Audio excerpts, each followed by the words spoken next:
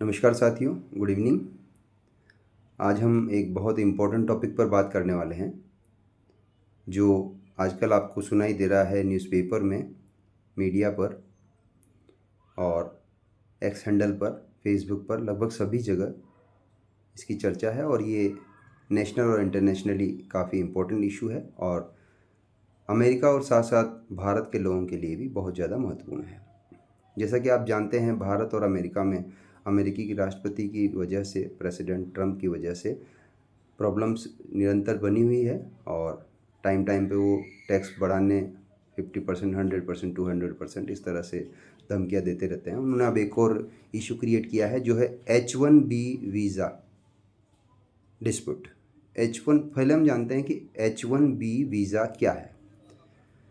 H1B visa America से related है और जब अमेरिका की किसी कंपनी को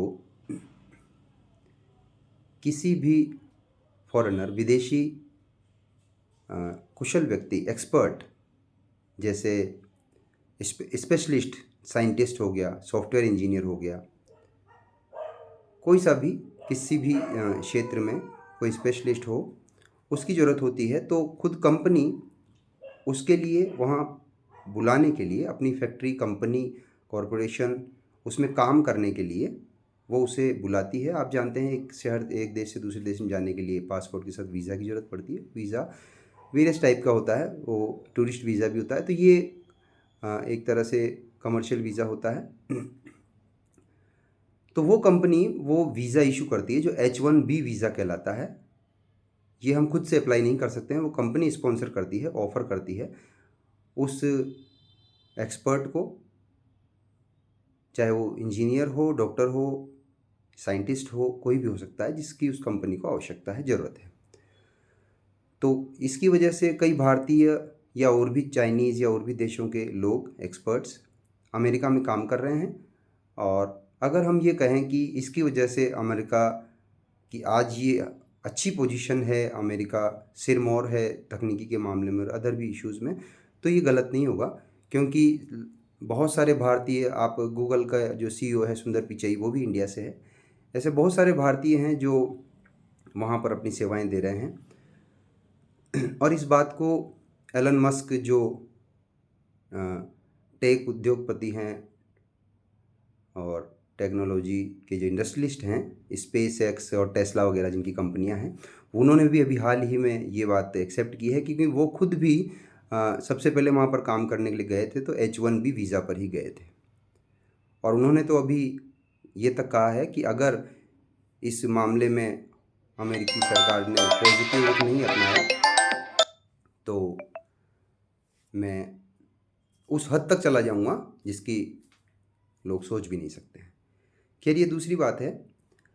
बट H1B वीज़ा में अमेरिकी राष्ट्रपति ने पर ईयर एनुअली $1 लाख की फ़ीस लगा दी है कि जो भी व्यक्ति अमेरिका में H1B वीज़ा पर काम करेगा उसे $1 लाख, मतलब सीधे सीधे कहें 88 लाख रुपीज़ जमा कराने पड़ेंगे। अब आप देखिए, इतनी अगर सैलरी नहीं मिलती है वहाँ पर, या इतनी सैलरी मिलती है तो आदमी वहाँ रहेगा क्या, खाएगा क्या, कमाएगा क्या।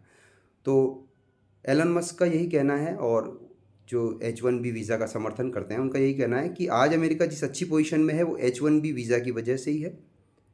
अगर ये नहीं होता तो बाहर के लोगों ने, जिनमें वो खुद भी अपने आप को बता रहे हैं, जो बड़ी बड़ी कंपनियां वहाँ पर स्टार्ट की हैं, बड़े बड़े इनोवेशन की हैं, स्पेस एक्स और टेस्ला जैसे, वो नहीं होते।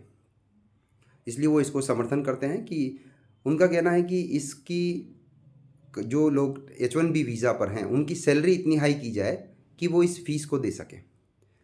और वहाँ के लोकल लोगों का ये कहना है कि वहाँ के लोकल लोगों को इसकी वजह से रोज़गार और प्रायोरिटी नहीं मिल पाती, क्योंकि बाहर के लोगों सस्ते में उपलब्ध हो जाते हैं। तो इस तरह से ये विवाद है और मैं समझता हूँ आपको H1B वीज़ा समझ में आ गया होगा। शुरू शुरू में ये कंपनी 3 साल के लिए इश्यू करती है इसको, और उसके बाद 6 साल तक इसको बढ़ाया जा सकता है।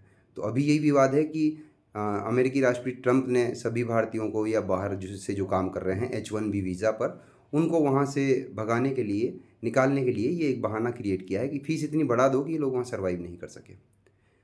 तो जय हिंद दोस्तों, इसी के साथ वीडियो समाप्त करते हैं। और वीडियो आपको पसंद आया हो तो चैनल को लाइक और सब्सक्राइब कर लें और शेयर जरूर करें, जिससे दूसरों को इसके बारे में जानकारी मिल सके। Thank you very much.